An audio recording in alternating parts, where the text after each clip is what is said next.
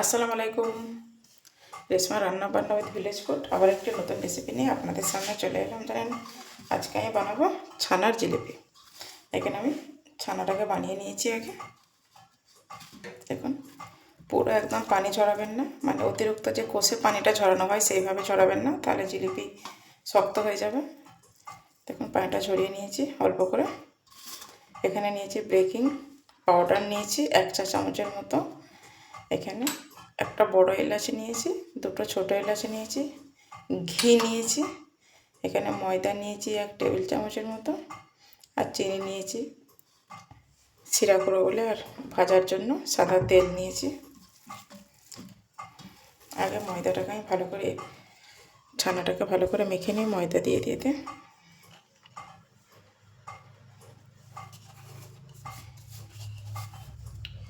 ময়দা, ঘি,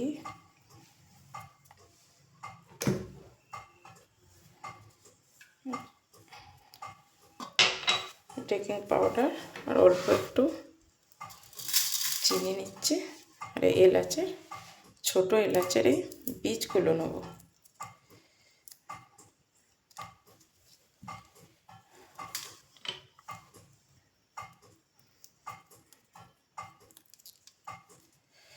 এবার এটা আমি ভালো করে মেখে নেবো হাতে করে। দেখুন ছানাগুলোকে এরকম একটা বড় জায়গাতে রেখে হাতের এই জায়গাটায় করে এইভাবে করে ছানবেন। ছানাটা যত মোলাম হবে মিষ্টি তত সুন্দর হবে, নইলে মিষ্টি ভালো হবে না। দেখুন, এটা ছানার জিলিপির ক্ষেত্রেও হোক বা রসমালাই, পান্তুয়া যাই বানান না কেন, ছানাটাকে ভালো করে মাখবেন এভাবে।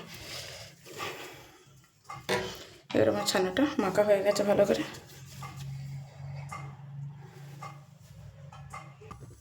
এবারে দেখুন 1 বাটি চিনি দিলাম,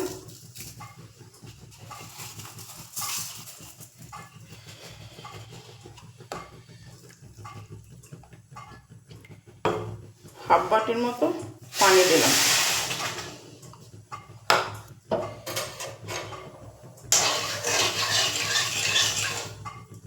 এটা তো শিরা হোক, এর মধ্যে আমি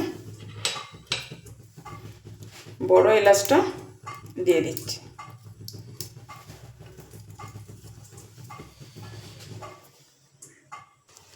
দেখুন রসটা হয়ে গেছে। এবার এর মধ্যে একটু আমি লেবু দিয়ে দিলাম, নাড়িয়ে করে। এতে 1 তার বা 2 তারের কোনো ব্যাপার নয়, চিনিটা গলে গেলে 2-4 বার ফুটিয়ে এটাকে নামিয়ে নিতে পারবেন। এটা আমি নামিয়ে নেব।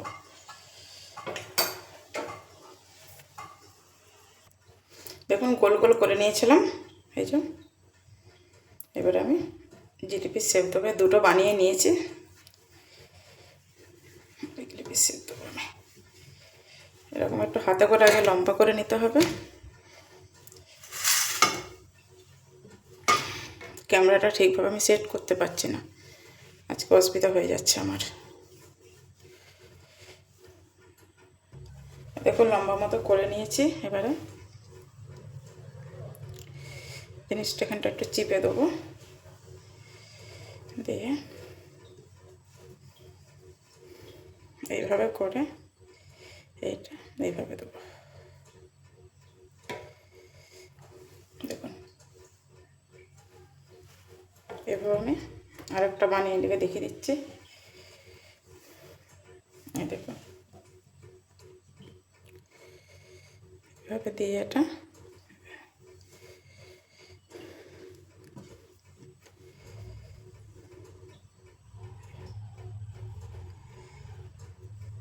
দেখুন,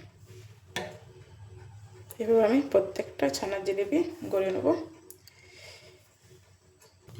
গ্যাসটা অন করে দিয়েছিলাম, কড়াটা বসিয়ে দিয়েছিলাম। প্রথমে আমি তেলটা ফুল হিট করে নেব, তারপরে গ্যাসটা আমি অফ করে দেবো।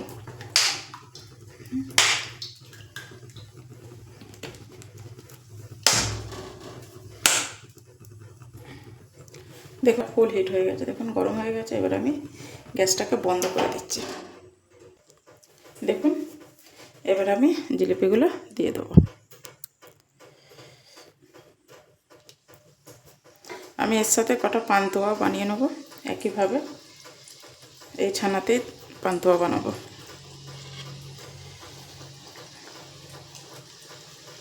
এখন গ্যাস বন্ধই আছে। এরপর আমি একদম লো ফ্লেমে দেবো।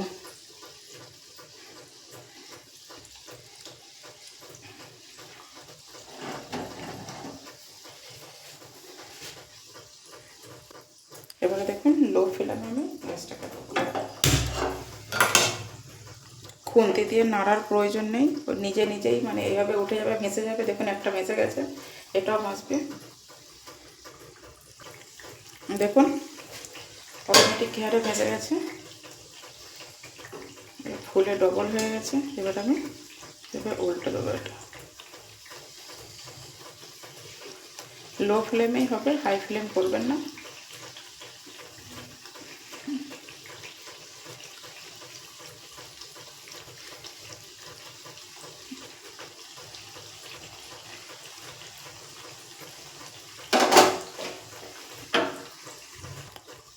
দেখুন জিলেপিগুলো আমার লাল লাল করে ভাজা হয়ে গেছে।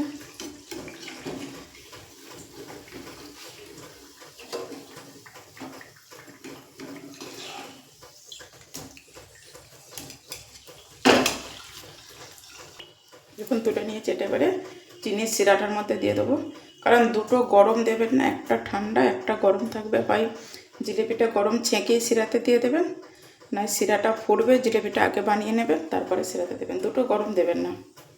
এবার আমি কড়াইতে দিয়ে দিচ্ছি।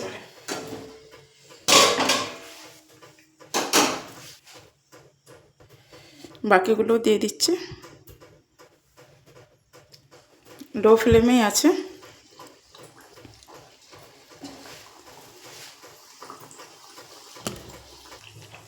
দেখুন এবারে এগুলো তুলে নিচ্ছি সব।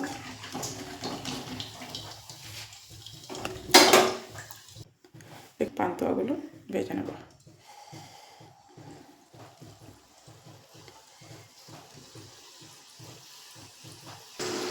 দেখুন পান্তুয়াগুলোকে লাল লাল করে ভেজে নিয়েছি।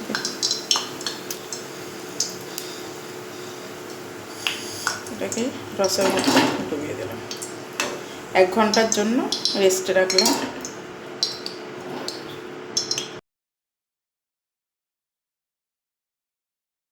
1 ঘন্টা পর দেখুন কত সুন্দর ফুলে ছানার জিলিপিগুলো ডবল হয়ে গেছে, কালারটা কত সুন্দর লাগছে।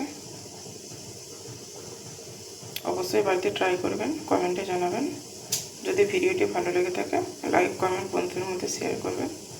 যদি আমার চ্যানেলে নতুন হয়ে থাকেন চ্যানেলটাকে সাবস্ক্রাইব করবেন, নতুন নতুন নোটিফিকেশান আপনাদের কাছে পৌঁছাবার পেয়েছি।